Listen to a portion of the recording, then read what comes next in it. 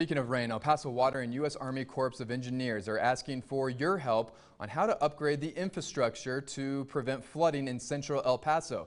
KTSM 9 News reporter Carla Draxler attended a public meeting today at the Memorial Senior Center. She joins us live in the studio tonight with how this study will help with flooding in the long run.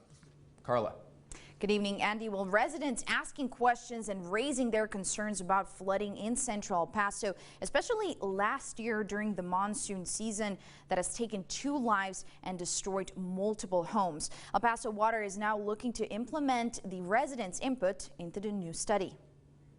I am so glad that this is finally being done. As a part of a 3-year study that started last year, El Paso Water and U.S. Army Corps of Engineers is looking to find ways to mitigate flooding in the area. And we were looking at more conveyance systems in the area. We're looking at more detention and possibly more dams. With last year's heavy flooding during monsoon season, residents say more needs to be done. We hope that, the government does see that our area does need to be helped out. And this study is looking for their input to consider solutions that would be co-funded by the federal government, taking 75% of the cost, the rest being paid by the city. You are looking at 5+ years for the actual implementation of the study. Even though it will take a few years until the improvements are put in place. It's getting better.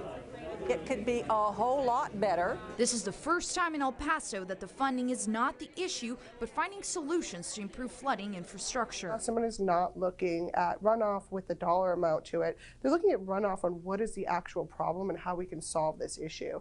And that doesn't happen a lot with local governments, right? Money is always the issue. This is a real opportunity for us to understand, where are the gaps? And if you were not able to attend the public meeting today, go ahead to our website, ktsm.com, under the story, and you will find a link to the public comment form that you can submit through email. In studio, I'm Carla Draxler. Back to you, Andy.